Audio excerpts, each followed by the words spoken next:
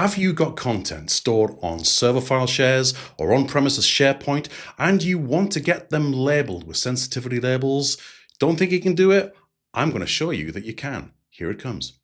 To get started with the Information Protection Scanner, we go into Microsoft Purview Compliance Portal as the appropriate permissions. We go to Settings, Information Protection, and Information Protection Scanner.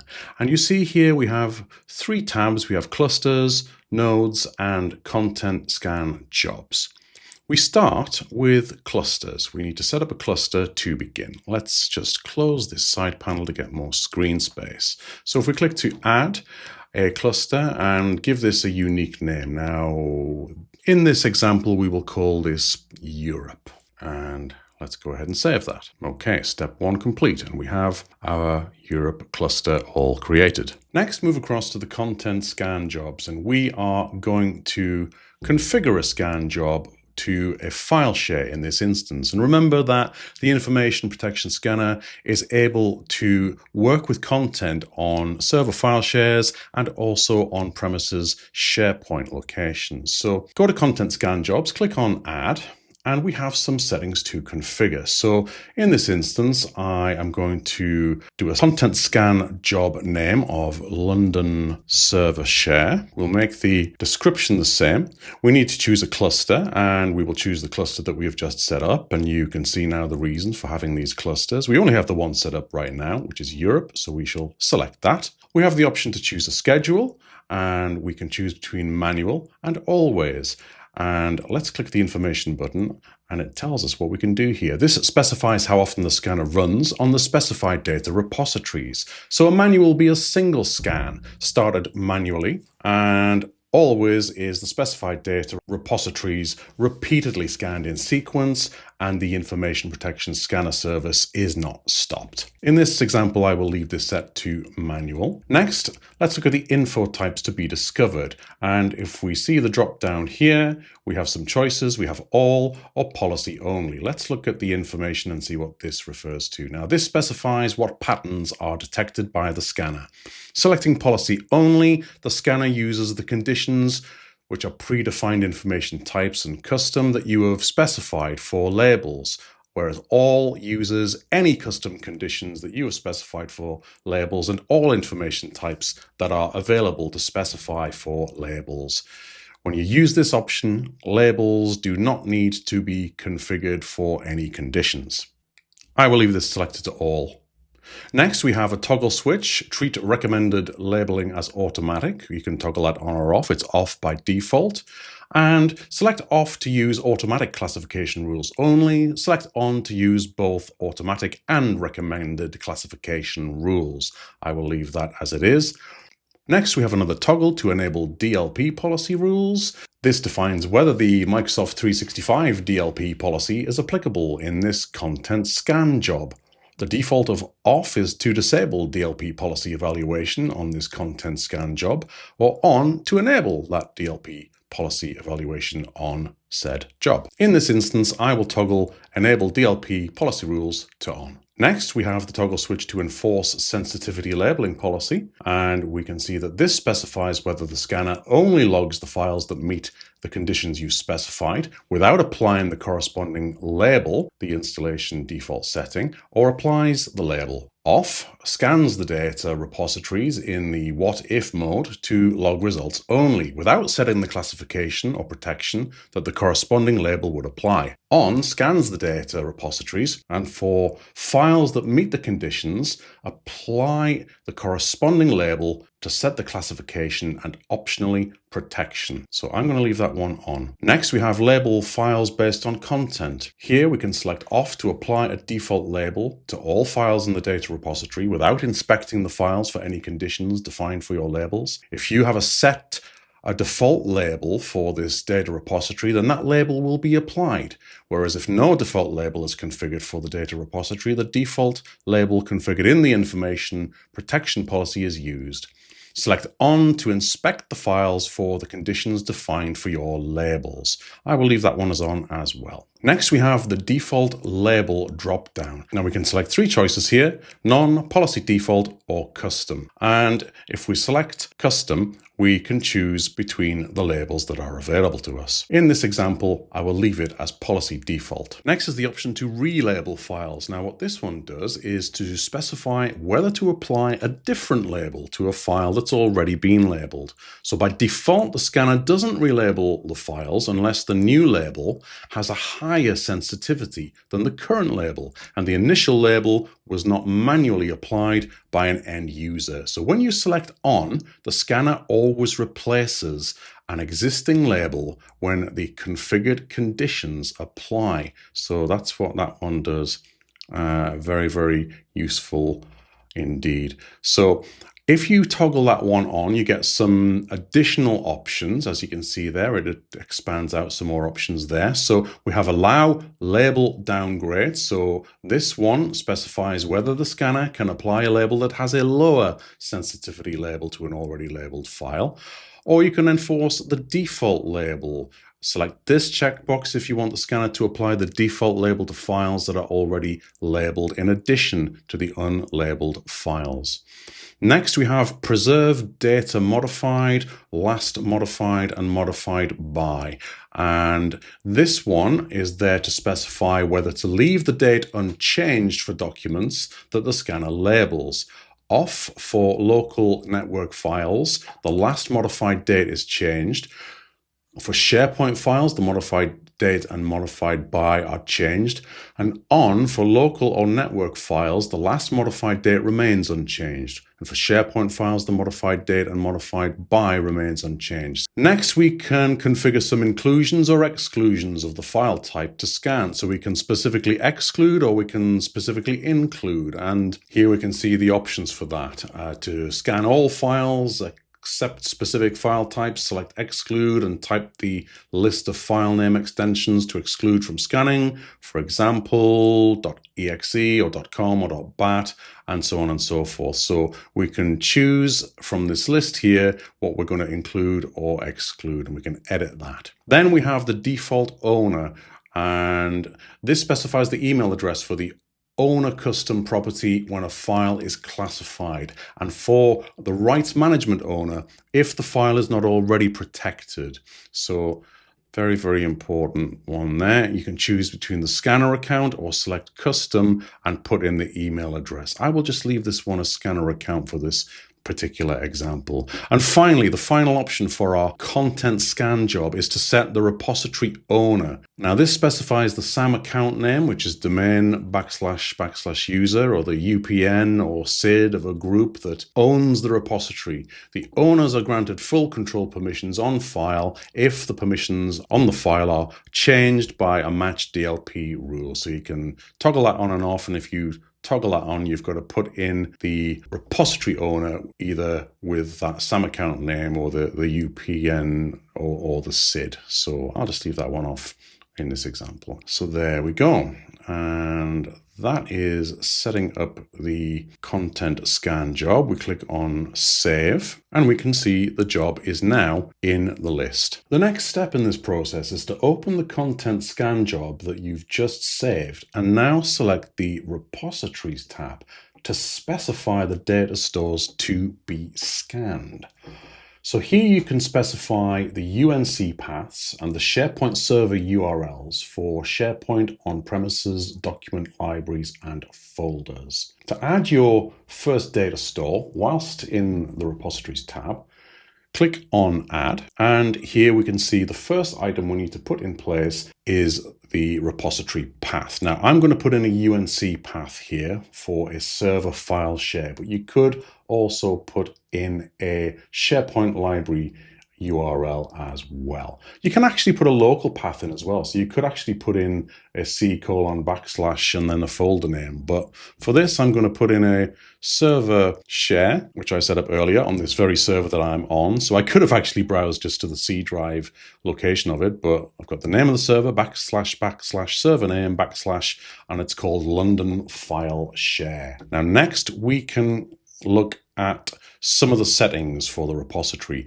And we can first look at enforcing the sensitivity labeling policy. And most of these, in fact, all of these that I can see here are set to the content scan job default, but we can override that here. We can select these to on or off, but as I scroll down these options, such as label files based on content, I'm pretty much going to leave these as the content scan job default, but just be aware that you can change these as you go through them, right down to setting the repository owner. So I'm going to click on save there, and there is our repository set up. And if we go back to the general tab, we can see all the details we entered there, and let's click on save, and we are good to go. Now, the next thing that you have to do is to install the scanner. And to do this, you have to use Windows PowerShell. Now, there are some prerequisites for doing this, and we'll start by going through what they are. And you can read these in these learn.microsoft.com articles, which are very, very helpful and tell you everything that you're going to need in terms of Windows Server requirements, service account requirements, SQL Server requirements, and so on and so forth. It's very, very clear what you need. And a little exam tip for you here, be very, very aware of these requirements, because it's very possible that you will be asked about these in terms of these prerequisites. So try and study up on them and familiarize yourself with them.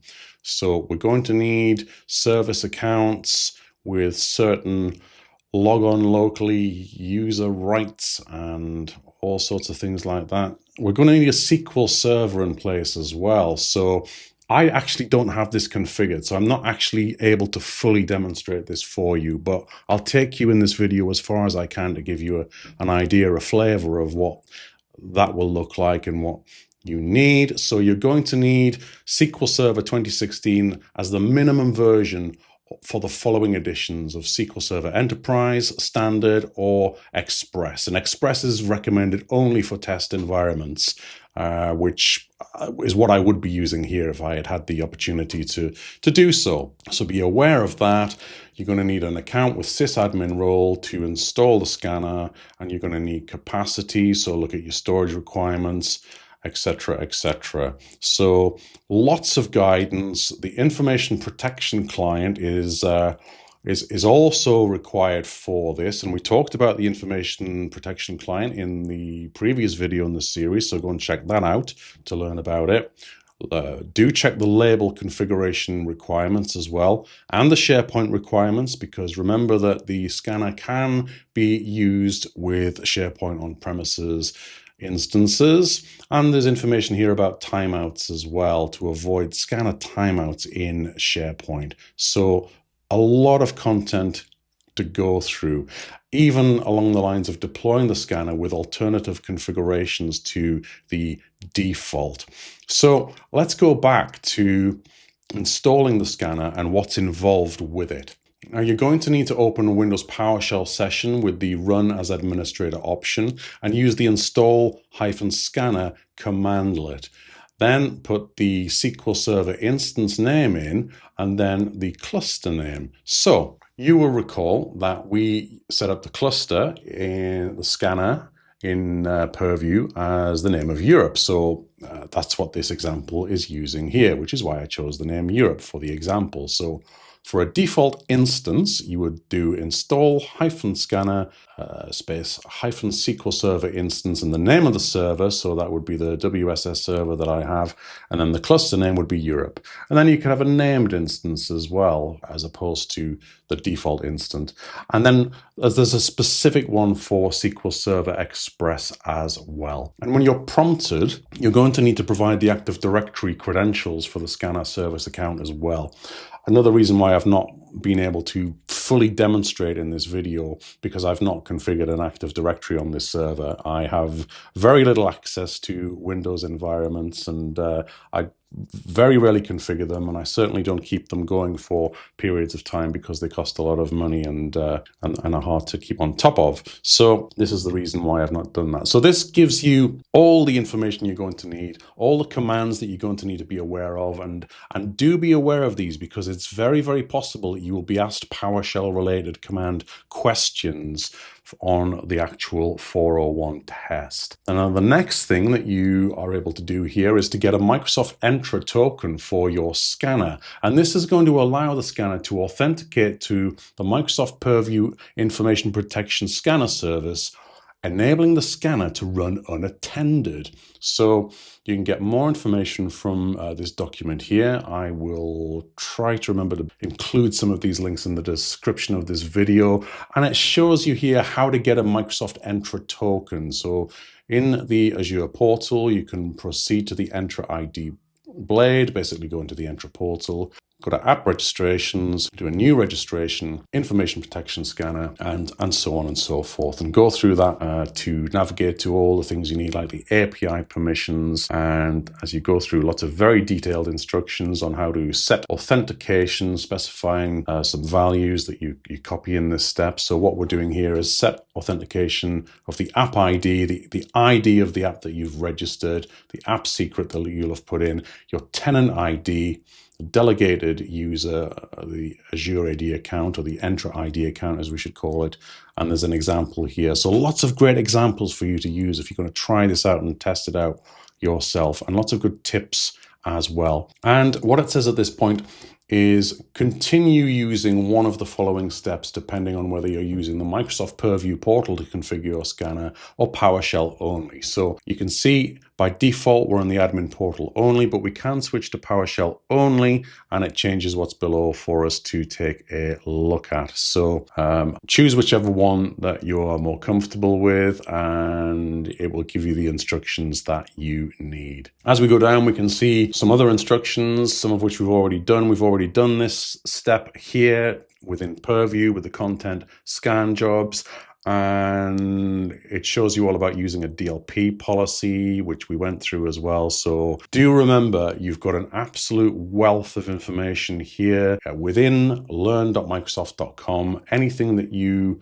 don't know, that you are uncertain about, you'll find that there's usually links from the portal to this content, or you can go and find it quite easily from an online search. I do hear you ask though, what is a node? Well, in the context of the Microsoft Purview Information Protection on-premises scanner, a node refers to an individual scanner server that is part of a scanner cluster. So in this example that I've been showing you to a point, I have one server, but I could have more. So that would be a node. And a node runs the scanner service that scans on-premises data repositories, like the file shares or the SharePoint sites, for sensitive information. Each node operates independently, but is managed centrally through the scanner cluster configuration. They can be scaled out, meaning you can add more nodes to increase scanning capacity and performance. And in the Nodes tab of the scanner dashboard, where we were just earlier, or via PowerShell, you can monitor things like the node name, the status, is scanning true or false, and a summary, so e.g. number of files scanned, labeled, or skipped. This setup allows for distributed scanning across multiple servers, which is useful for large environments with extensive data. So do bear in that mind, do think about how many nodes you're going to need relating to the amount of data that you're going to be taking on. And do start small and get used to it and build up your experience with this. And if you're going to use this, and if you need to use this in the practical sense, then get to know it first with some smaller jobs and build it out and document it, label it, give it good descriptions, and make sure that it is highly available for you. So with your clusters, nodes, and scan jobs all ready to go, how do you actually run the scan job? Well, here's what you do. You need to open PowerShell for this on the machine where the scanner is installed, and then you would run this command, start-scan space-scan job, and then the scan job name, which in this case would be London server file share, I believe we called it. So yeah, replace the scan job name with the actual name of your scan job. So it gives you an example there. This command initiates the scan across all the nodes in the cluster assigned to that job. Optionally, you can monitor the scan by doing get-scan status, and to see specific node information, you can get scan status with the .nodes info switch. So look for additional PowerShell commandlets that you can use in conjunction with the scanner, and you will find lots of great tips on learn.microsoft.com to help you get to know the process for your needs with on-premises scanning operations. There you go, the on-premises file scanner in information protection in Microsoft Purview. Wonderful tool. I wish I could have shown you in a bit more detail. I took it as far as I could without having to configure the world in terms of servers and SQL Server, but I hope you got the idea of it. Do take the time to look into all of the options that you need, especially if you're going to do it practically. But for the exam, with that in mind, make sure that you know your PowerShell, you know the commands, you know what the prereqs are and all that good stuff, and how you can configure those clusters and scan jobs and all of those options. So let me know what you think of this in the comments. I will be back with another video in this series very soon. In the meantime, thank you for watching. Please hit the like button. Please subscribe. Take care, stay safe, and travel well. Bye-bye.